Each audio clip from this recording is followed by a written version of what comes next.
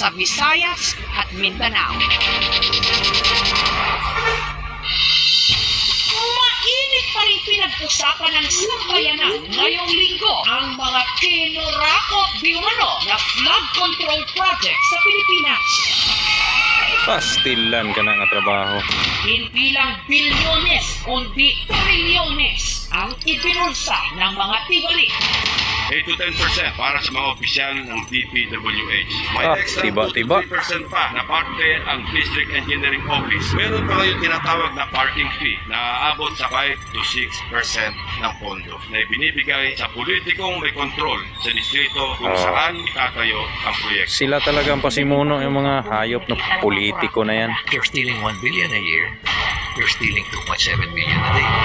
Maging mismong mga residente, kanya-kanya ng imbestiga sa mga flood control project sa kanilang mga lugar.